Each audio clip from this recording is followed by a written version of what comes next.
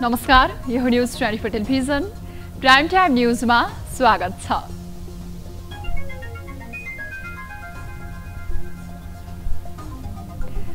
नेकपा एमालेले 14औं महाधिवेशनलाई भव्य बनाउन खूब तयारी गरिरहेको छ। तर आफ्नै दल फुटेर बनेको एकीकृत समाजवादीका अध्यक्ष माधव कुमार नेपाललाई भने निम्ता नदिने भएको छ। संसद र निर्वाचन आयोगमा दलको मान्यता पाइसकेको एकीकृत समाजवादीलाई एमालेले दलको मान्यता नदिने उद्देश्यले महाधिवेशनमा नबोलाउने त भयो, तर यो निर्णय भने सचिव योगेश भट्टराईको मुखबाट प्रसारित भयो। केही समय अघिसम्म माधव नेपाल निकटको परिचय बनाएका भट्टराईलाई लाथान्ने केटो भन्ने गरेका एमाले अध्यक्ष ओली नै यति बेला प्यारो भएका छन्। औपचारिक कार्यक्रममा योगेशले एकीकृत समाजवादीलाई ठेगाना नै नभएको, गर्भबाटै ननिस्केको भन्दै तल्लो स्तरको टिप्पणीसम्म गर्न भ्याए। यसले ओली त दङ्ग परे होलान्, तर योगेशको मुखबाट यी शब्द सुन्नेले भने अचम्मित हुँदै मुखामुख गर्नुपर्ने अवस्था आएको छ। पार्टीको सचिव र प्रचार प्रसार विभाग प्रमुख समेत रहेका योगेशले माधव नेपालको दलबारे कूटनीतिक शब्द समेत प्रयोग गर्न नसक्नुले नेताज्यूहरू अवसर पाएको खण्डमा कसरी प्रस्तुत हुन्छन् भन्ने देखाएको छ। यता गठबन्धन बनाएर केन्द्रदेखि प्रदेश तहसम्म सरकारको नेतृत्व हासिल गर्ने 5 दल भने विवाद गर्दै फुट्न चाहेको देखिन थालेको छ। केही दिन अघि जसपा अध्यक्ष उपेन्द्र यादवले कांग्रेसको कटु आलोचना गरेको तर्फ लक्षित गर्दै कांग्रेसका नेताहरू पनि सानातिना विषयमा विवाद गर्ने हो भने संसद नै विघटन गरेर चुनावमा जानु उपयुक्त हुने तर्क गरिरहेका छन्। हिजो संसद विघटनकै कारण एकै ठाउँमा उभिएका दल आज संसद विघटनको धम्की दिँदै सत्तामा रजाई गर्न चाहनुले मौका पाउँदा कुनै दल अवसरवादी चरित्र देखाउन पछि नपर्ने रहेछ भन्ने तथ्य थप उजागर गरेको छ। मुलुकमा आर्थिक सामाजिक लगायतका समस्याहरू देखिने क्रम बढिरहँदा पनि यी दल विगतकै शैलीमा भागबण्डा केन्द्रित हुने प्रवृत्तिले गठबन्धनको आयुमा त प्रश्न लागेकै छ। यसले जनताको स्थायित्व हेर्ने चाहनालाई समेत भत्ताभुङ्ग पार्ने खतरा बढेको छ। उसै त राजनैतिक दलप्रति विश्वास गर्ने अवस्था नबनेको अहिलेको अवस्थामा यी र यस्ता यावत गतिविधिले जनतामा गतिलो सूचना जाँदैन भन्नेमा यी दलहरूको हेक्का पुगेको जस्तो देखिँदैन। अब प्राइम टाइम न्यूजका हेडलाइन्स। एमालेको 10औं महाधिवेशनमा एकीकृत समाजवादीलाई नबोलाउने एमालेको निर्णय, माधव नेपाल नेतृत्वको दल ठेगाना नै नभएको योगेश भट्टराईको टिप्पणी। अवैध गर्भधारणबाट बनेका पार्टीहरू छन्, त्यस्ता पार्टीहरूलाई भागबण्डाको विवादका कारण सत्ता गठबन्धनमा असन्तुष्टि, साना विवादमा अल्झिनुभन्दा संसद विघटन गरेर चुनावमा जानु उपयुक्त हुने कांग्रेस नेताको भनाइ। प्रति अविश्वासका अभिव्यक्तिहरू दिएर गठबन्धन टुटाउने स्थितितर्फ गयो भने प्रधान न्यायाधीश राणाको राजीनामा माग गर्दै नेपाल बारको विरोध प्रदर्शन, इजलास बहिष्कारले मानवाधिकार हनन भएको भन्दै कानुन व्यवसायीले दिए मानवाधिकार आयोगमा उजुरी। नैतिकताको बलमा, जनआस्थाको बलमा टिक्ने पद भएको हुनाले शेयर बजार परिसूचक नेप्सेमा सामान्य वृद्धि, दिनभरको उतार चढावका बीच कारोबार रकम भने 6 अर्ब माथि।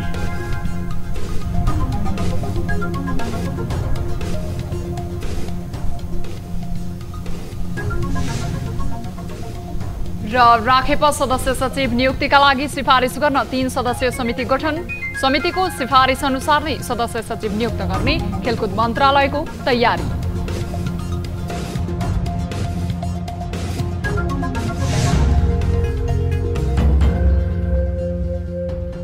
हामी निरन्तर न्यूजमा छौं। नेकपा एमालेले 10औं राष्ट्रिय महाधिवेशनको तयारीलाई तीव्रता दिएको जनाएको छ। एमाले केन्द्रीय प्रचार विभागले बुधबार काठमाडौँमा पत्रकार सम्मेलन गर्दै आगामी मङ्सिर 10 देखि 12 गतेसम्म चितवनमा हुने महाधिवेशनको तयारीलाई तीव्रता दिएको जनाएको हो।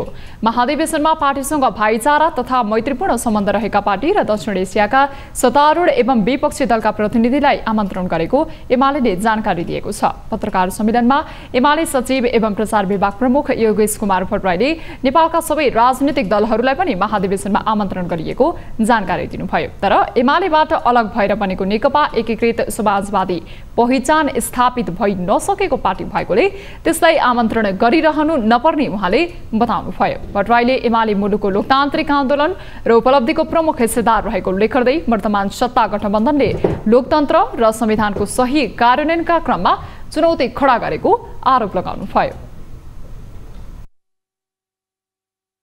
असंसदीय अलोकतान्त्रिक र स्वेच्छाचारी शासन मार्फत राजनीतिक अस्थिरतातिर मुलुकलाई धकेल्ने प्रयत्न भइरहेको छ शक्तिहरूको स्वार्थमा। त्यसकारणले यो 10औं राष्ट्रिय महाधिवेशनले अब नेकपा एमालेको लागि मात्रै होइन, सिङ्गो मुलुकको निम्ति एउटा ताजा जनादेशमा जानु र जनताको अभिमत मार्फत फेरि एउटा लोकतान्त्रिक राजनीतिक स्थायित्वतिर मुलुकलाई फर्काउने जुन ऐतिहासिक काम हो, त्यो कामलाई हाम्रो महाधिवेशनले अझै ठोस ढङ्गले अगाडि बढाउनेछ। त्यस्तै महाधिवेशनमा नेतृत्व चयनका लागि विद्युतीय भोटिङ मेसिनको प्रयोग गरिने बताइएको छ। महाधिवेशनमा स्वदेशका 22 जनसङ्गठनका केन्द्रीय कमिटीमा कार्यरत पार्टी सदस्यबाट कम्तीमा 2 महिला सहित 5 जनाका दरले निर्वाचित प्रतिनिधि गरी कुल 1979 प्रतिनिधि रहनेछन्। 10औं राष्ट्रिय महाधिवेशनको तयारी गरिरहेको नेकपा एमालेले बुधबार गरेको एउटा निर्णय यति बेला चर्चित बनेको छ। पार्टीको महाधिवेशनका लागि देश तथा विदेशका दलहरूलाई सम्मान साथ बोलाउने निर्णय गरेको एमालेले हालै सोही पार्टी फुटाएर नयाँ दल गठन गरेका माधव नेपाललाई नबोलाउने जनाएको छ। सो पार्टीसँग असन्तुष्ट एमालेले नेपाल नेतृत्वको एकीकृत समाजवादीलाई उपेक्षा गरेको हो। एक रिपोर्ट। नेकपा एमालेले 10औं राष्ट्रिय महाधिवेशनमा पूर्व महासचिव समेत रहेका नेकपा एकीकृत समाजवादी पार्टीका अध्यक्ष माधव कुमार नेपाललाई नबोलाउने भएको छ। एमाले महाधिवेशनमा विभिन्न मुलुकका पार्टीहरू, मैत्रीपूर्ण सम्बन्ध रहेका पार्टीहरू, दक्षिण एसियाका सत्तारूढ दल र विपक्षी दलहरू तथा आइक्यापका स्थायी कमिटी सदस्यहरूलाई समेत निमन्त्रणा गरिएको छ। एमाले विभाजन भएर बनेको नेकपा एकीकृत समाजवादी पार्टीलाई संसद र निर्वाचन आयोगले मान्यता दिइसकेको छ। सो दल सरकारमा समेत सामेल भई 2 वटा प्रदेशमा नेतृत्व समेत लिएको छ। तर एमालेले एकीकृत समाजवादीलाई मान्यता नदिने निर्णय गरेको हो। प्रमुख राजनीतिक दलहरूलाई हामीले यसमा आमन्त्रण गर्छौँ, नेपालका प्रमुख राजनीतिक दलहरू। अब प्रमुख राजनीतिक दलहरूको पहिचान स्पष्ट छ, ठेगाना स्पष्ट छ। कतिपय राजनीतिक दलहरूको पहिचान र ठेगाना स्पष्ट छैन। पत्राचार गर्ने ठाउँहरू पनि स्पष्ट छैन, पत्राचार गर्नुपर्ने पहिचानहरू पनि स्पष्ट भएको छैन। कुनै अवैध सम्बन्धहरूबाट बनेका, अवैध गर्भधारणबाट बनेका पार्टीहरू छन्। अब त्यस्ता पार्टीहरूलाई महाधिवेशनमा बोलाइरहनुपर्छ जस्तो मलाई लाग्दैन। यस्तै गरी महाधिवेशनको उद्घाटन सत्र समेत भव्य हुने भएको छ। करिब 5 लाख जना सहभागी हुने सो महाधिवेशनमा ठूलो धनराशि खर्च हुने देखिन्छ। केही समय अगाडि विधान महाधिवेशन गरेको नेकपा एमालेले आर्थिक व्यवस्थापन कसरी गरिरहेको छ भन्ने प्रश्न समेत उठिरहेको थियो। एमालेले भने त्यसको व्यवस्थापन पार्टीको आन्तरिक स्रोतबाट गर्ने जनाएको छ। हाम्रो खर्चको मुख्य स्रोत पार्टीको आन्तरिक स्रोत हो। सदस्यताको नवीकरण र सदस्यताको शुल्क, त्योबाट नेकपा एमालेको ठुलो आर्थिक भार हामीले त्यतातर्फबाट व्यवस्थापन गर्छौँ भने सँगसँगै प्रत्येक प्रतिनिधि जो स्वतः प्रतिनिधि छ महाधिवेशनको, उनीहरूलाई 3000 रुपियाँ प्रतिनिधि शुल्क छ र निर्वाचित भएर आउने प्रतिनिधिको लागि 2000 प्रतिनिधि शुल्क छ। त्यसबाट पनि खर्चको एउटा ठुलो हिस्सा हामीले धान्छौं। आगामी मङ्सिर 10 गते भरतपुर स्थित नारायणी नदीको मैदानमा पार्टी अध्यक्ष केपी शर्मा ओलीले राष्ट्रिय महाधिवेशनको उद्घाटन गर्ने कार्यक्रम रहेको छ। उद्घाटन स्थलमा अहिले सम्याउने र खाल्डाखुल्डी फुर्ने लगायतका काम भइरहेका छन्। साथै बन्द सत्र सौराह स्थित हात्तीसारमा गर्ने गरी संरचना निर्माण गरिएको प्रचार विभागले जनाएको छ। एमालेको 10औं राष्ट्रिय महाधिवेशन मङ्सिर 10 देखि 12 गतेसम्म चल्नेछ। न्यूज 24 टेलिभिजनका लागि टिभी जर्नलिस्ट सरोज बस्यालको रिपोर्ट। 5 दलीय गठबन्धनले यति बेला मुलुक सञ्चालन गरिरहेका छन्। बाहिरबाट हेर्दा यी दलले मिलेर सरकार चलाए जस्तो देखिए पनि गठबन्धनको आन्तरिक झगडा बिस्तारै बढेको देखिन थालेको छ। संसद विघटन गर्ने तत्कालीन प्रधानमन्त्री केपी ओली विरुद्ध एकै ठाउँमा उभिएर निर्माण भएको गठबन्धन 4 महिना नबित्दै भागभण्डाकै विषयमा मतभेद हुँदा फुटको दिशातर्फ लागेको छ। एक रिपोर्ट। केही दिन अघि जसपाको नेतृत्वले सरकारको नेतृत्व गरिरहेको नेपाली कांग्रेसको खुलेरै विरोध गर्यो। जसपा अध्यक्ष उपेन्द्र यादवले नेपाली कांग्रेस विकृति सृजना गर्ने पार्टी भएको भन्दै सँगै काम गर्न नसकिने सम्म भन्न भ्याए। तर केही समय अघि केपी ओली नेतृत्वको सरकारबाट लज्जास्पद बहिर्गमनमा परेका उनी कांग्रेसलाई ओली विरुद्ध उभ्याउन दिन-रात खटिएको थियो। तर 4 महिना अघि कांग्रेसले नेतृत्व गर्दा मुलुकका सबै समस्या समाधान हुन्छ भन्ने अध्यक्ष यादव 4 महिनामा नै बोली फेर्न थालेका छन्। यसो हुनुमा गठबन्धनको दलमा भएको भागबण्डा सम्बन्धी समझदारी उल्लङ्घन भएको जसपाको आरोप छ।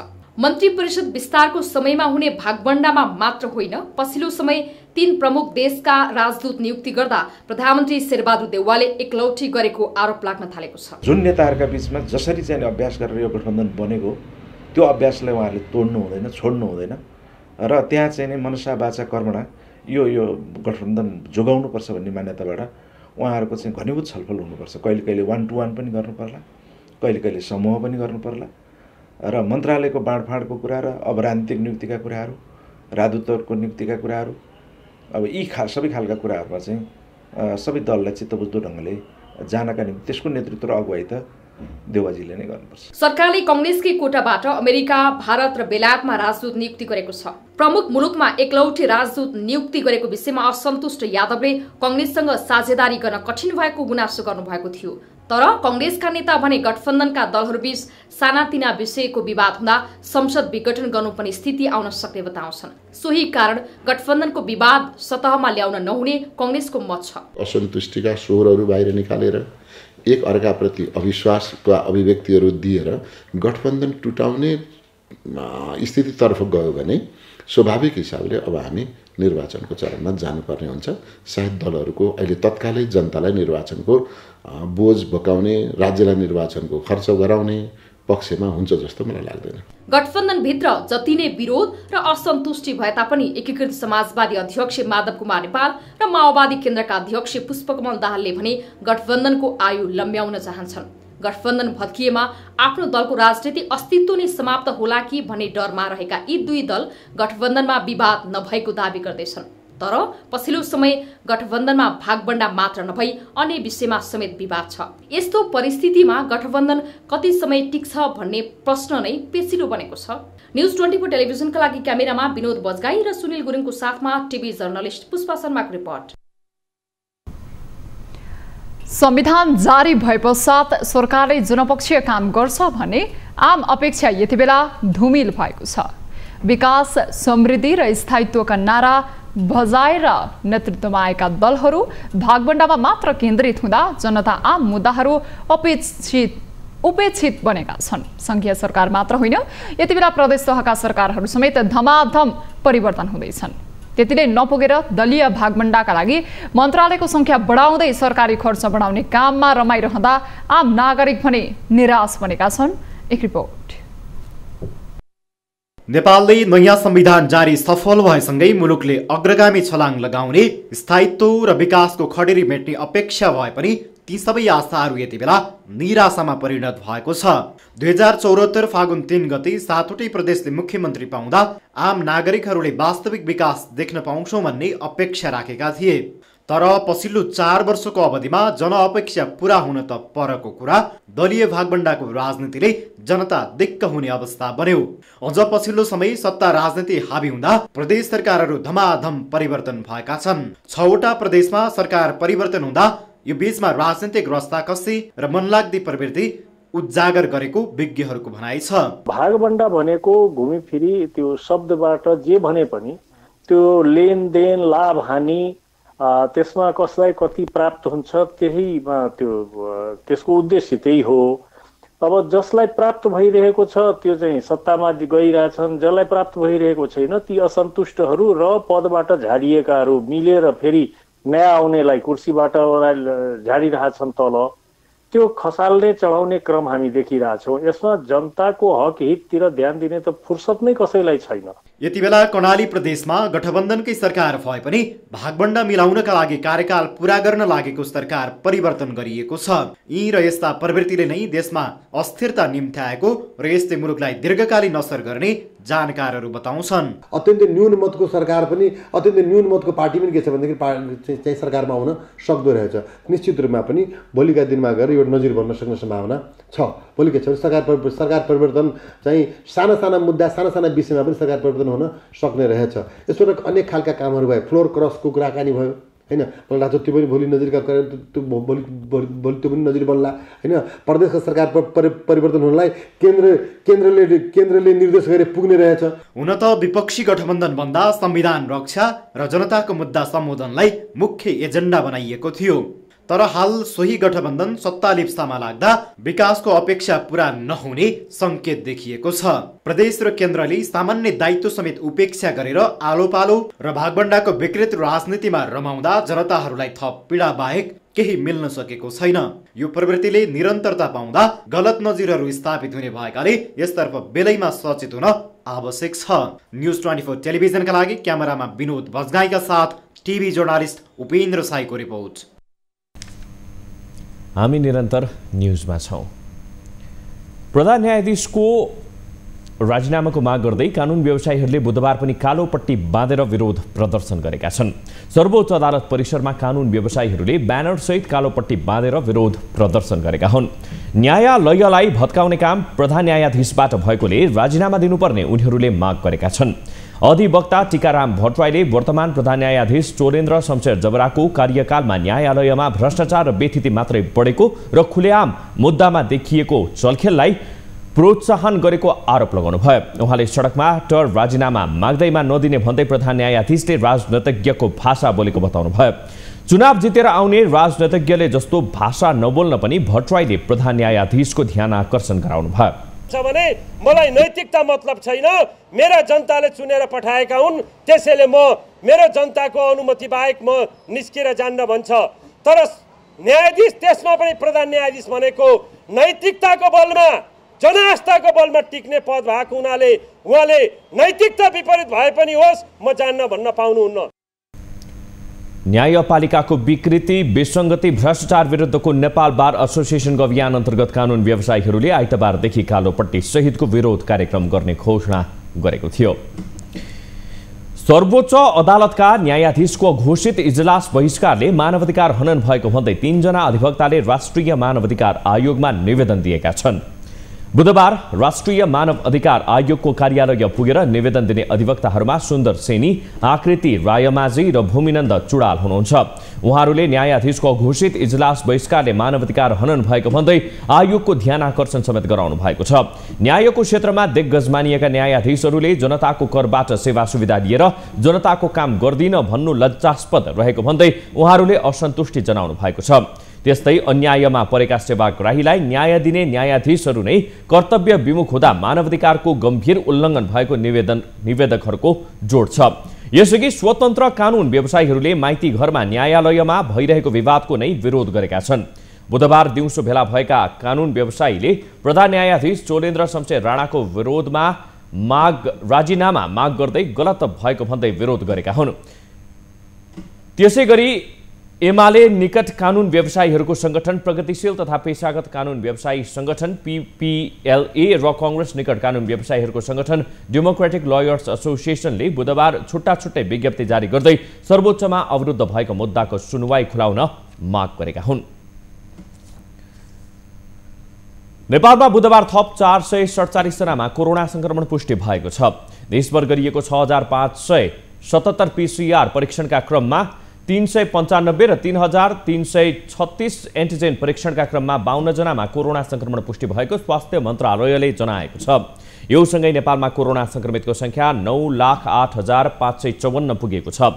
त्यस्तै कोरोनाका कारण थप 7 जनाको मृत्यु भएको छ। हालसम्म नेपालमा कोरोनाका कारण 11,434 जनाको मृत्यु भएको छ। त्यस्तै थप 439 संक्रमित कोरोना मुक्त हुँदा हालसम्म नेपालमा 7,93,271 जना निको भएका छन्। हाल नेपालमा 9,123 सक्रिय संक्रमित आइसोलेसन र 121 जना क्वारेन्टिनमा रहेको मन्त्रालयले जनाएको छ। चीनले अनुदानमा दिएको 16 लाख डोज कोभिड-19 विरुद्धको खोप नेपाल सरकारलाई हस्तान्तरण गरेको छ। बुधबार मन्त्रालयमा आयोजित कार्यक्रमका बीच चिनिया राजदूत हौ यानसीले स्वास्थ्य तथा जनसङ्ख्या मन्त्री विरोध खतिवडालाई खोप हस्तान्तरण गर्नुभएको हो। खोप हस्तान्तरण कार्यक्रममा स्वास्थ्य मन्त्री खतिवडाले यस वर्षभित्र सबै नागरिकलाई कोरोना विरुद्धको खोप लगाउने लक्ष्यका साथ सरकार अघि बढिरहेको बताउनुभयो। उहाँले हालसम्म नेपाललाई चीनबाट 34 लाख डोज खोप अनुदान सहायता अन्तर्गत प्राप्त भएको र जनमुक्ति सेना मार्फत अनुदानमा नै 3 लाख डोज खोप थप अनुदान प्राप्त हुन लागेको जानकारी दिनुभयो। त्यस्तै उहाँले द्विपक्षीय खरिद प्रक्रिया मार्फत 1 करोड खोप नेपाल आएको बताउनुभयो। मन्त्री खतिवडाले आगामी दिनमा पनि चीनको निरन्तर सहयोग हुने विश्वास व्यक्त गर्नुभयो।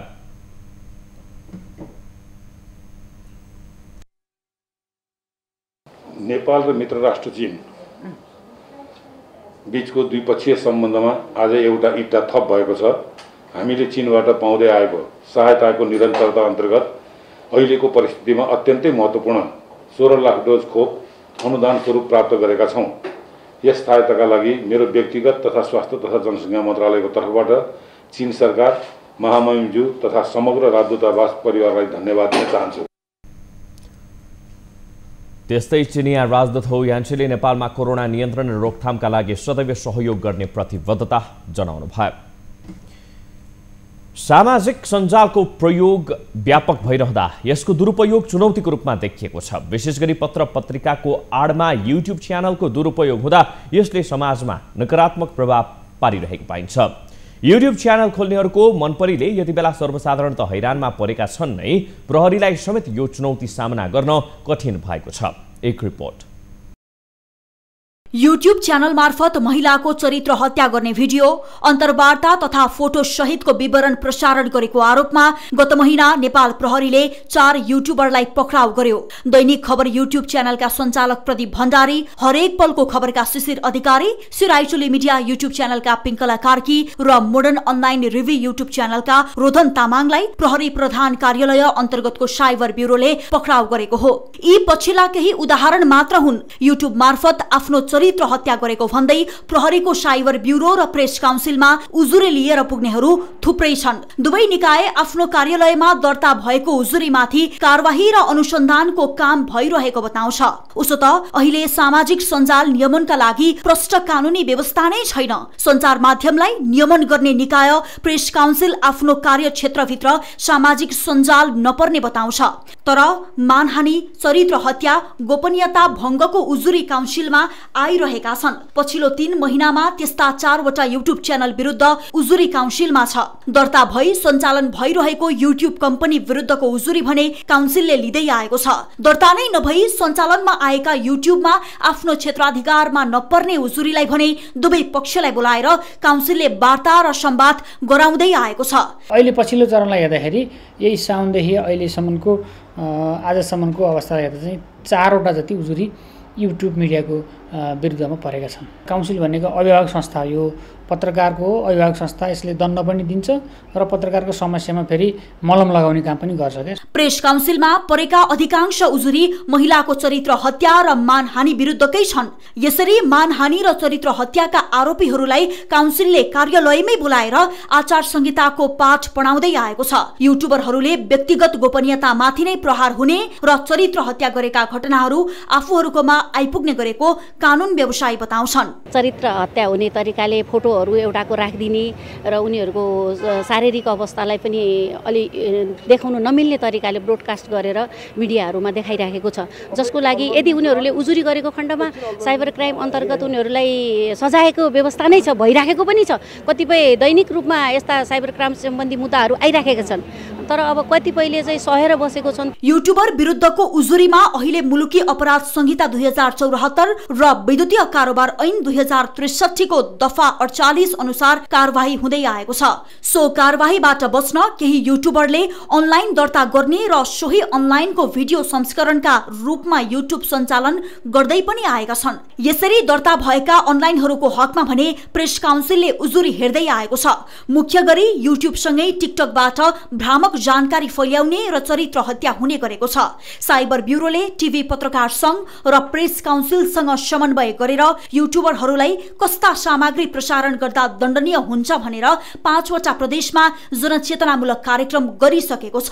यो देशैभरि हामीले जनचेतना कार्यक्रमहरू सञ्चालन गर्नुपर्छ जस्तो लाग्छ। सबैको हातेमालो गरेर नेपाल प्रहरीको साइबर ब्युरोले मात्र होइन कि कम्युनिटीमा गएर सबै मिलेर जनचेतनाको कार्यक्रम गर्नुपर्छ। र विगतमा पनि साइबर ब्युरोले पेन्डेमिकभन्दा अगाडि फिजिकली नै 7वटा प्रदेशमा गएर महिला तथा बालबालिका विरुद्ध हुने साइबर अपराधबाट कसरी बच्ने, अनलाइनमा के गर्नुहुन्छ के गर्नु हुँदैन भनेर पनि कार्यक्रम समुदाय प्रहरी साझेदारीमा लाई लिएर हामीले कार्यक्रमहरू सञ्चालन गरेका थियौँ। र पछिल्लो पटक यो पेन्डेमिकमा भर्चुअली पनि गरेको अवस्था छ। र अब अहिले पेन्डेमिक स्लोडाउन भएको अवस्थामा हामीले त्यो कार्यक्रमहरू फेरि त्यो कार्यक्रमहरू सञ्चालन गर्ने योजनामा छौँ। ब्युरोमा युट्युब च्यानलको माध्यमबाट चरित्र हत्या, घृणा र द्वेष फैल्याएको आरोप सहित अधिकांश उजुरी आउने गरेको छ। यो गतिविधि विद्युतीय कारोबार ऐन 2063 अन्तर्गतको कसुर हुने गरेकाले यसलाई सोही ऐन अनुसार अनुसन्धान गर्ने गरिएको ब्युरोले जनाएको छ।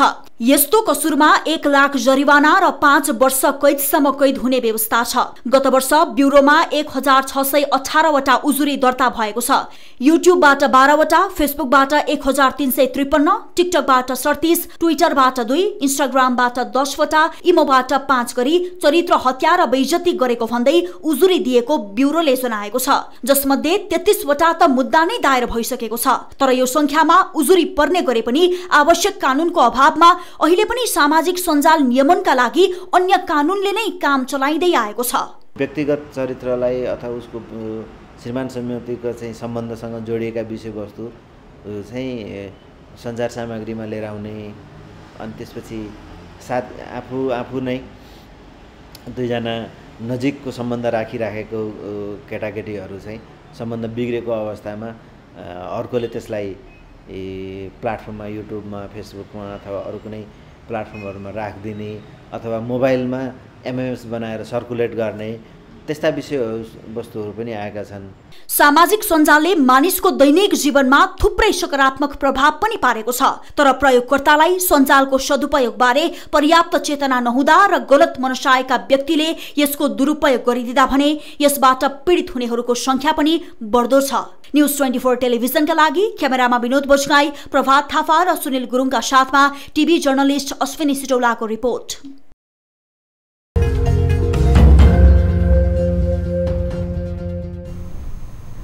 हामी निरन्तर न्युजमा छौं।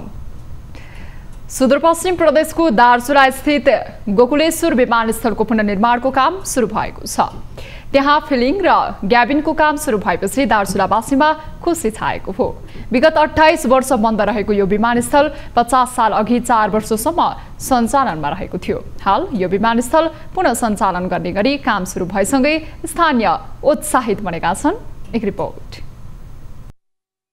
दार्चुलाको शैलेशशिखर नगरपालिकामा अवस्थित गोकुलेश्वर विमानस्थललाई सञ्चालनमा ल्याउने गरी काम सुरु भएको हो। सो विमानस्थलमा 1 वर्षमा काम सक्ने गरी सरकारले केएस कन्स्ट्रक्सनसँग सम्झौता गरेको छ। 3 करोड 58 लाख बजेटमा रहेको सो सम्झौता अनुसार कम्पनीले 1 वर्षभित्र फिलिङ र ग्याबिनको काम गर्नुपर्नेछ। करिब 28 वर्षपछि विमानस्थल पुनः सञ्चालनमा आउने भएपछि स्थानीयवासीहरू हर्षित बनेका छन्। दार्चुला गोकुलेश्वर विमानस्थलको काम अस्ति 11 गतेदेखि सुचारू हुँदै गइरहेको छ र यो दार्चुला सर्वपक्षीय प्रयासका कारणले यो काम सुचारू हुँदै गइरहेको छ र यो काम छिटोभन्दा छिटो समापन होस् भन्न चाहन्छु। विमानस्थल सञ्चालनमा नआउँदा त्यहाँका नागरिकलाई समस्या पर्ने गरेको छ। इमर्जेन्सी अवस्थाका कतिपय बिरामीलाई हवाई उडान भएको भए जोगाउन सकिने भए पनि उनीहरूको अकालमा ज्यान जाने गरेको छ। विमानस्थल पुनर्निर्माण भएपछि यो समस्या समाधान हुनेमा स्थानीयहरू आशावादी छन्। यस्तै विमानस्थल हुँदा भारतबाट आउने पर्यटकलाई समेत सहज हुने भएको छ। पर्यटकलाई आवत जावत गर्न सहज हुँदा त्यहाँ पर्यटकीय गतिविधि समेत बढ्ने भएकाले स्थानीयहरू उत्साहित बनेका छन्। हिजोदेखि गोकुलेश्वर विमानस्थलमा काम सञ्चालन भएको खबर सुन्दा धेरै खुसी भएकी छु र विदेशी पर्यटकीयहरू पनि हाम्रो पहाडी क्षेत्रमा घुम्नको लागि सहज हुनेछ र बिरामीहरूले पनि अकालमै ज्यान गुमाउनु पर्ने छैन। गोकुलेश्वरमा यो एयरपोर्टको काम सञ्चालन भइराखेको छ भने सुन्दाखेरि मलाई धेरै खुसी लागेको छ। किनभने हाम्रो यो पहाडको ठाउँदेखि बिमारी भएपछि यो गाडीमा धेरै समय लाग्थ्यो। गोकुलेश्वर विमानस्थल सुदूरपश्चिम प्रदेशमा अवस्थित एउटा सानो आकारको आन्तरिक विमानस्थल हो। विमानस्थल सञ्चालनमा आएपछि दार्चुला, बैतडी, बझाङ लगायत कैलाश, मानसरोवरसम्म पुग्ने पर्यटकलाई सजिलो हुने मेयर अमर सिंह धामी बताउनुहुन्छ। विभिन्न ठाउँहरूमा जस्तै मन्त्रालयहरू, प्रधानमन्त्री समक्ष हामीले यथाशीघ्र विमानस्थल सञ्चालन हुनुपर्छ भन्ने हामीले ज्ञापन पत्र पनि दियौँ र जुन आज सुरुवातीको चरणमा छ त्यसले गर्दा यहाँका जनताहरू एकदम खुसी भएका छन् र छिटोभन्दा छिटो बन्नुपर्छ भन्ने हाम्रो मान्यता रहेको छ। यदि यो विमानस्थल समुद्र सतहबाट 676 मिटरको उचाइमा रहेको छ। गोकुलेश्वर विमानस्थलको धावन मार्गको लम्बाइ 590 मिटर र चौडाइ 30 मिटर रहेको छ। 2043 सालमा स्थापना भएको यो विमानस्थलमा यसअघि मौसमी उडान हुने गरेको थियो। पक्की धावन मार्ग नभएका कारण यो विमानस्थललाई नेपालको खतरनाक विमानस्थलको रूपमा समेत लिइने गरेको छ। दार्चुलाबाट टिभी जर्नलिस्ट हरिप्रसाद जोशीको रिपोर्ट। बजारमा रेडिमेड सामान अत्याधिक आयात हुन थालेपछि परम्परागत रूपमा उत्पादन हुँदै आएका माटोको भाँडाको उत्पादन र बिक्री ओझेलमा परेको छ। तिहारमा प्रयोग हुने माटोको सामानको सट्टा बजारमा प्लास्टिक तथा धातुका सामान आउन थालेपछि यस्ता सामानका उत्पादक तथा विक्रेता मारमा परेका छन्। एक रिपोर्ट। सुनसरीको इटहरी उपमहानगरपालिका 5 पचरुखीमा पाला, दियो, खुत्रुके लगायतका माटाका सामग्रीहरू बन्छन्। यस्तै जिल्लाको इनरुवामा पनि यस्ता सामग्रीहरू उत्पादन हुने गरेको छ। पचरुखीमा रमेश पण्डित र उनका बुबाआमाको मुख्य पेसा नै यस्ता सामग्रीको उत्पादन गर्ने र थोक विक्रेतालाई बिक्री गर्ने हो। परापूर्वकालदेखि घरेलु विधिबाट उत्पादन हुने यस्ता सामग्रीको छुट्टै महत्त्व छ। तर पछिल्लो समय बहुउपयोगी रेडिमेड सामग्री आउन थालेपछि रमेश पण्डित जस्ताको पेसा नै धराशयी बन्दै जान थालेको छ। बजारमा आएका रेडिमेड प्लास्टिक तथा धातुका सामग्रीका कारण माटोका सामानको बिक्री आधा कम भएको रमेशको भनाइ छ। उनको जस्तै गुनासो छ इनरुवा नगरपालिकामा पुस्तौंदेखि माटोको सामान उत्पादन र बिक्री गर्दै आएका सूरज कुमार पण्डितको पनि। बिहान क्याम्पस पढ्ने र दिउँसो इनरुवाबाट बुबाले बनाएका सामान लिएर सूरज इटहरी आउँछन्। उनी यस्ता सामानको बिक्री वितरणमा रेडिमेड सामानले चुनौती दिइरहेको सुनाउँछन्। प्लास्टिकको भाडाहरूको कारणले हाम्रो माटोको बिक्री पनि अलि कम भएको छ। प्रयोगकर्ता पनि रेडिमेड सामानको बहुउपयोगी गुण भएकै कारण त्यस्ता सामान आफ्नो रोजाइमा पर्ने गरेको बताउँछन्। माटोको सामान जस्तो नभए पनि त्यस्ता सामानको खरिदमा आर्थिक मितव्ययिता पनि हुने उनीहरूको तर्क छ। प्लास्टिकहरूको अथवा स्टिलको सामान हुन्छ त्यो अर्को पटक पनि प्रयोग गर्न मिल्छ नि त। माटाको त एकपल्ट प्रयोग गरिसकेपछि त्यसलाई त फेरि फालिहालिन्छ नि त। रेडिमेड सामान बहुउपयोगी र मितव्ययी भए पनि माटोको सामानसँग दाँच्न नहुने धेरैको भनाइ छ। अझ अहिले विश्वभर वातावरण संरक्षण र सम्वर्धनका आवाजहरू उठिरहेका बेला रेडिमेड सामानको सट्टा माटोको सामानको प्रयोग गर्नु बुद्धिमत्तापूर्वक हुनेछ। त्यसैले माटोको सामानको प्रयोगमा जोड दिने कि? न्युज 24 टेलिभिजनका लागि सुनसरीबाट टिभी जर्नलिस्ट मनोज भुजेलको रिपोर्ट। नेपालगञ्ज उपमहानगरपालिका 8 बस्ने घसियारा अर्थात् केवट समुदायका महिलाको दैनिकी घाँस खोज्दै बित्छ। घाँस खोज्नकै लागि उनीहरू कहिले बेलासपुरसम्म त कहिले भ्रिकुटी नगर र नेपालगञ्जको राजासम्म पुग्छन्। अरूका घर आँगन र सार्वजनिक स्थलबाट काटेर ल्याएको घाँस बिक्री गरेको रकमबाटै उनीहरूको दैनिकी गुजारा हुने गरेको छ। तर हाल भने उनीहरूको पेसा नै सङ्कटमा परेको छ। एक रिपोर्ट। नेपालगञ्ज उपमहानगरपालिका 8 की मीना घसियारालाई बिहानदेखि एउटै चिन्ता हुन्छ, आजको घाँसको जोहो कसरी गर्ने भनेर। जाडो होस् वा गर्मी मौसम 12 महिना घाँस काटेर बिक्री गर्नु र त्यसैबाट आएको पैसाले गुजारा गर्नु उनको दैनिकी हो। घाँस नपाएको दिन र काटेको घाँस नबिकेको दिन उनी घर परिवार कसरी चलाउने भन्ने तनावमा पर्छिन्। घाँस काटेको लामो समय भए पनि कहिलेदेखि घाँस काट्न थालेको समेत उनलाई यादै छैन। यो समुदायकी मीना मात्रै नभएर ससाना बालबालिका समेत घाँस काट्ने र बेच्ने काम गर्छन्। घाँस काटेर मात्र पेट पाल्न गाह्रो भएकाले यो समुदायका महिला अहिले अरूका घरमा भाँडा माझ्ने, दुना टप्परी बनाउने र सरसफाईको काम गर्न थालेका छन्। दिनभरमा 100 रुपियाँ 150 रुपियाँ मिल जाता है। घास बिक्री हुन्छ त ज्यादा नै बकरी वाले लैजान्छ अपना गैया रही के न घोडा रही के। पुर्खौंदेखि नेपालगञ्ज उपमहानगरपालिका वडा नम्बर 8 र वडा नम्बर 13 मा बस्दै आएको यो समुदायको जीवन निर्वाहको पहिलो र मुख्य स्रोत घाँस भए पनि मानिसहरू यन्त्रमा भर पर्दा पशु पाल्न समेत छाडेको कारण घाँसको खपत र माग घट्दै गएको हो। नेपालगञ्जको वडा नम्बर 8, 13 र 26 मा करिब 65 घसियार समुदायका परिवारको बसोबास छ। नेपालगञ्ज उपमहानगरपालिकाले आगामी वर्षबाट जनचेतनामूलक कार्यक्रम सञ्चालन गरी उनीहरूको पेशा संरक्षणको लागि सिपमूलक तालिमको व्यवस्था गर्ने जानकारी गराएको छ। सकेसम्म त उहाँहरूको पेशा व्यवसायलाई नै हामीले संरक्षण गर्नुपर्ने हाम्रो प्रमुख जिम्मेवारी हो। तर मार्केटमा त्यो पेशा व्यवसाय नै नटिकिरहेको अवस्थामा चाहिँ हामीले वैकल्पिक कुनै उपाय चाहिँ उहाँलाई दिन सक्नुपर्छ। त्यसैको लागि हामीले विभिन्न खालको अहिले आवश्यक पर्ने अहिलेको समयको माग अनुसारको आवश्यक सिपमूलक तालिमहरू हामीले आयोजना गरिरहेका छौँ। यो समुदाय विपन्न तथा लोपोन्मुख समुदायमा पर्छन्। पछिल्लो समय आधुनिक प्रविधि आउँदा र पर्याप्त घाँसको अभावमा यिनीहरूको पेशा समेत सङ्कटमा परेको छ। यो समुदायले परम्परागत रूपमै काम गरेकाले समेत यो पेशा सङ्कटमा आएको हो। सोही कारण उनीहरूलाई आफ्नो पेशालाई आधुनिक बनाई सोही पेशाबाट पर्याप्त कमाई गर्न सकिने गरी सिप र प्रविधि हस्तान्तरण गर्न आवश्यक छ। न्युज 24 टेलिभिजनका लागि बाँकेबाट टिभी जर्नलिस्ट भगतराम थारूको रिपोर्ट। हामी निरन्तर न्युजमा छौँ। विराटनगर बजारमा तिहारको किनमेलको लागि भिडभाड बढेको छ। कोरोना महामारीका कारण 2 वर्षदेखि चाडबाड मनाउन नपाएका स्थानीयवासीहरू यति बेला सामान किन्न व्यस्त छन्। हिन्दू परम्परा अनुसार मनाइने चाडबाड र पर्व अनुसार फरक फरक पूजा सामग्री र फरक फरक प्रसादहरूको बिक्री हुने गर्दछ। कोरोना संक्रमणको समयमा बन्द भएको नाका खुलेसँगै उपभोक्ताहरू सीमावर्ती बजार भारतको जोगबनी जाने भएका कारण विराटनगरमा सोचे जस्तो व्यापार नभएको व्यापारीहरू बताउँछन्।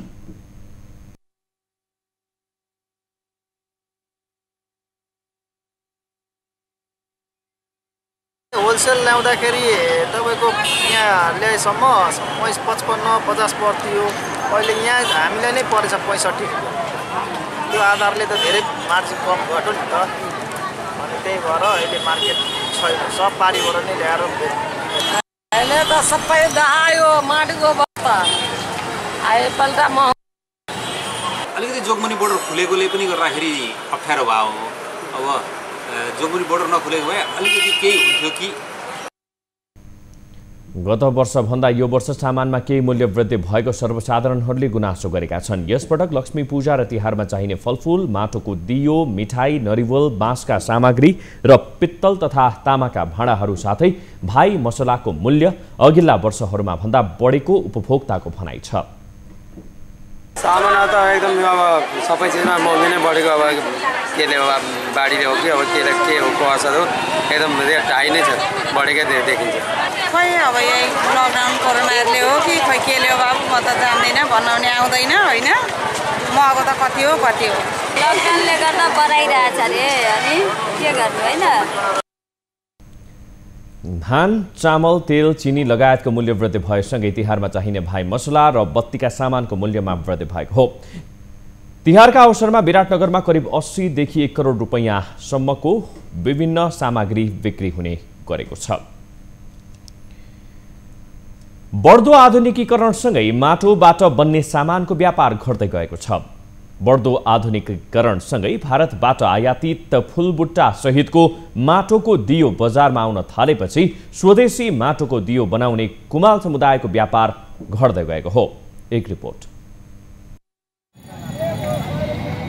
दीपावली तथा छठ पर्वको बेला माटोको दियोबाट घरलाई सजाउनुको साथै विभिन्न पूजा स्थलमा माटोको दियोमा बत्ती बाल्ने गरिन्छ। तर केही वर्ष यतादेखि बिजुलीबाट बल्ने झिलिमिली लगाउने, त्यसमा पनि माटोकै दियो चाहिने स्थानमा भारतबाट आयातित फुलबुट्टा सहितको दियोहरू आयात गरिएको कारण स्थानीय कुमालेको पेशा सङ्कटमा परेको हो। सही तो पहले मिला तो अब वो 200 रुपये बोरा अपने को पूछना पड़ेगा। ये सब व्यापार लूज चलता है, उतना महंगाई नहीं है, उतना में लोग मार्केटिंग करता है कि ना। पर्सा जिल्लाको ग्रामीण क्षेत्र विन्ध्यवासिनी गाउँपालिका, पकाहा मैनपुर गाउँपालिका लगायतका अधिकांश कुमाल समुदायका व्यक्तिहरू माटोको भाँडो बनाएर वीरगञ्ज बजारमा बिक्री गर्न पुगेका छन्।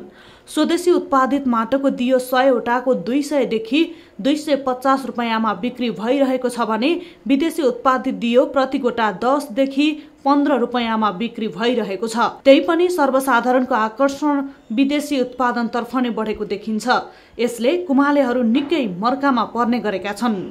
बराबरै ठीक-ठाक बा, न घाटा बा नाफा बा, लगल कि हमनी के माटी के सामान बा, एमे मेहनत बहुत बा। कुमालहरूले उत्पादन गरेको सामान वातावरणीय हिसाबले पनि राम्रो र सस्तो समेत भए पनि यी वस्तुमा स्थानीयको आकर्षण घटिरहेको छ। परम्परागत शैलीमा नै यी भाँडा बनाइएकाले पनि आधुनिक सामग्रीले यसलाई विस्थापन गर्ने जोखिम बढेको हो। नेपालको मौलिक पेशा भएकाले यसलाई जोगाउन सरकारी तहबाट नीति आउन सके कुमालहरूलाई राहत हुन सक्थ्यो। यसमा सरकारको ध्यान जान आवश्यक छ। न्यूज 24 टेलिभिजनका लागि पर्साबाट टिभी जर्नलिस्ट हरिशंकर शर्माको रिपोर्ट। अब बिजनेस न्यूज।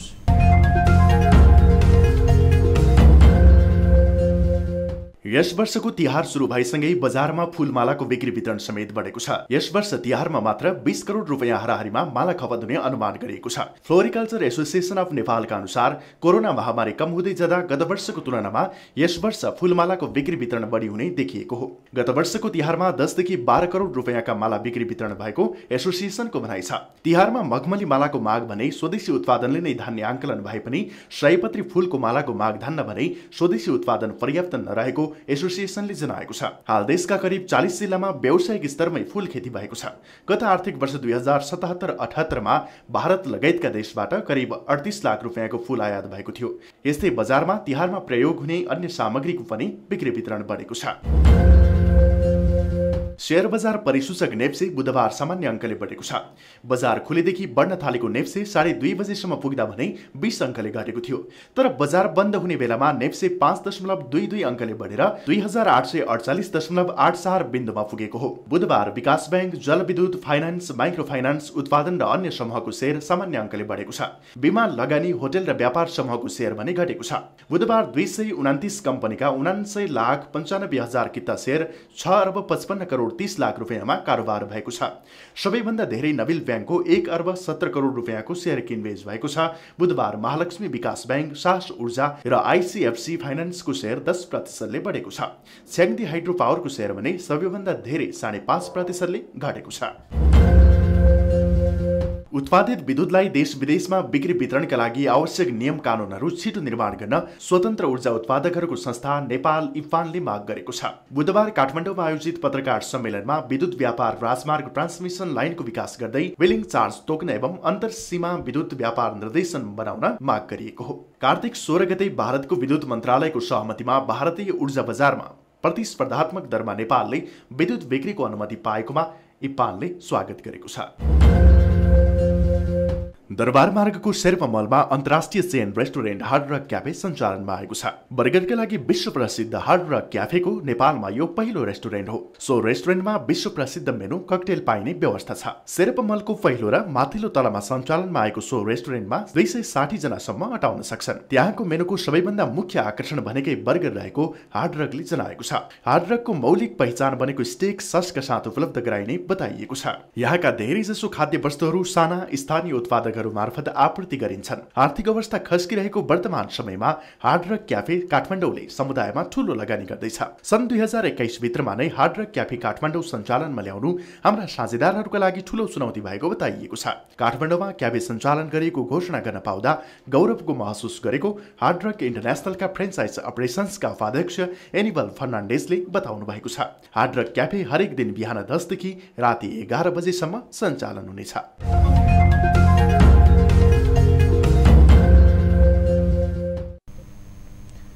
न्युजहरू जे बाँकी छन् यो समय हो लाइफ बोय हात धुने ब्रेकको।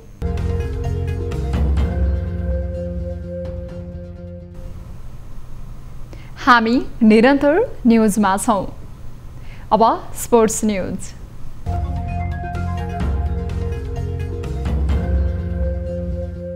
युवा तथा खेलकुद मन्त्रालयले राष्ट्रिय खेलकुद परिषद राखेपको सदस्य सचिव नियुक्तिका लागि सिफारिस समिति गठन गरेको छ। बुधबार बसेको मन्त्री स्तरीय बैठकले मन्त्रालयका निमित्त सचिव डाक्टर कमल प्रसाद पोखरेलको संयोजकत्वमा 3 सदस्यीय सिफारिस समिति गठन गरेको हो। राष्ट्रिय खेलकुद विकास ऐन 2077 को दफा 17 को उपदफा 3 बमोजिम पोखरेलको संयोजकत्वमा डाक्टर कमला गेवाली र हरिबहादुर श्रेष्ठ सदस्य रहने गरी समिति गठन गरिएको हो। यसअघि मंगलबार बसेको मन्त्री स्तरीय बैठकले अर्को व्यवस्था नहुँदासम्मको लागि मन्त्रालयका सहसचिव विष्णुराज ढकाललाई राखेपको निमित्त सदस्य सचिवको जिम्मेवारी तोकिएको थियो।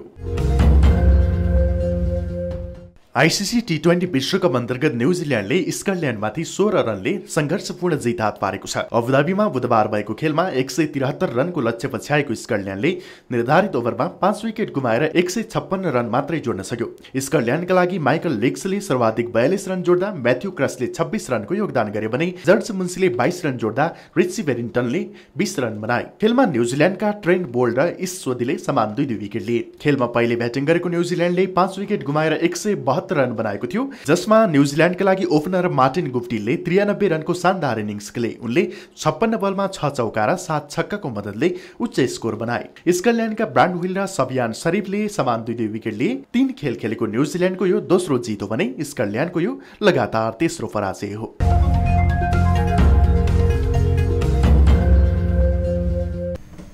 हामी निरन्तर न्युजमा छौं। अब एउटा रोचक प्रसंग।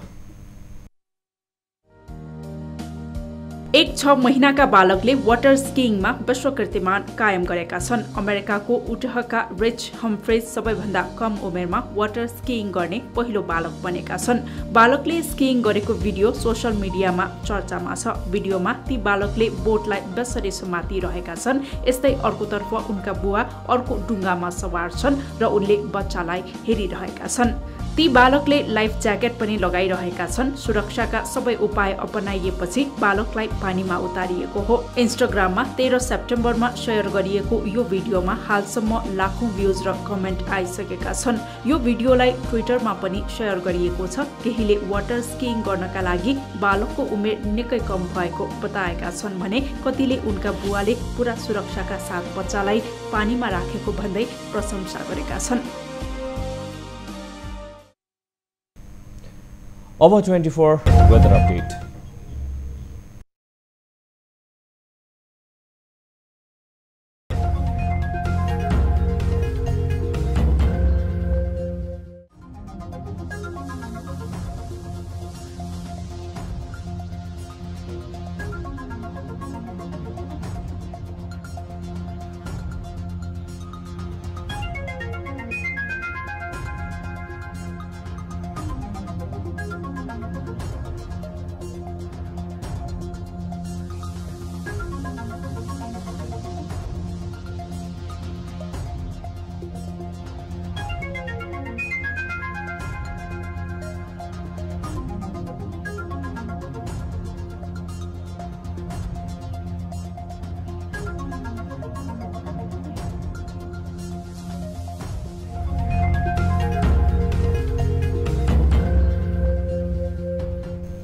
अब प्राइम टाइम न्यूज सकिनु अघि अहिलेसम्मका हेडलाइन्स पुनः एकपटक।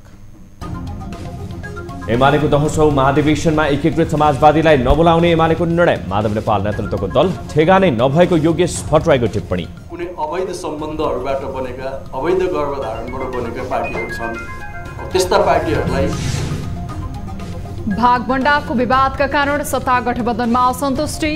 साना विवादमा अल्झिनु भन्दा संसद विघटन गरेर चुनावमा जानु उपयुक्त हुने कांग्रेस नेताको भनाइ। विश्वासका अभिव्यक्तिहरू दिएर गठबन्धन टुटाउने स्थितितर्फ गयो भने प्रधान न्यायाधीश राणाको राजीनामा माग गर्दै नेपाल बारको विरोध प्रदर्शन। एजलास बहिष्कारले मानवाधिकार हनन भएको भन्दै कानुन व्यवसायीले दिए मानवाधिकार आयोगमा उजुरी।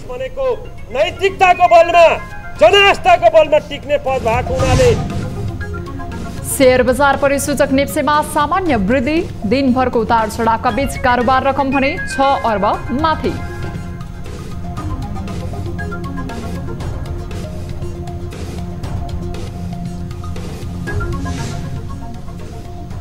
राखेप सदस्य सचिव नियुक्तिका लागि सिफारिस गर्न 3 सदस्यीय समिति गठन। समितिको सिफारिस अनुसार नै सदस्य सचिव नियुक्ति गर्ने खेलकुद मन्त्रालयको तयारी।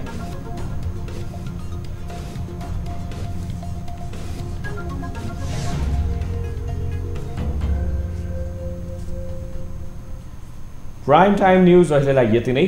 जाँदा जाँदै ताली र गालीका लागि हाम्रो प्रश्न। अब राजनैतिक दल तीनका शीर्षदेखि तल्लो तहका नेताहरू भाषण गर्ने नाममा एकअर्काप्रति हदैसम्म झरेर टिप्पणी गर्ने गरेका छन्। राजनीतिको नाममा मर्यादालाई समेत बिर्सेर गरिने यो खालको हरकत तपाईँलाई कस्तो लाग्छ? ठिकै हो, राजनीतिमा गाली गलौज सामान्य हो भन्नेले तालीमार होइन। राजनीतिमा स्वार्थ हुने भए पनि गाली गलौजको श्रृङ्खलाले राम्रो गर्दैन भन्ने लागेमा गालीमा भोट गर्नुहोला। हाम्रो पात्रको एपमा गएर भोट गर्न सक्नुहुनेछ। थप न्यूजका लागि हाम्रो वेबसाइट www.news24nepal.com हेर्नुहोला। साथै हामीलाई फेसबुक, ट्विटर र युट्युबमा पनि फलो गर्न सक्नुहुनेछ। यस्तै मोबाइल, भाइबर, इमेलबाट 24 हेल्प डेस्कमा समस्या र गुनासो गर्न सक्नुहुनेछ। अहिलेलाई बिदा दिनुहोस्। हामी निरन्तर न्यूजमा छौं। नमस्ते।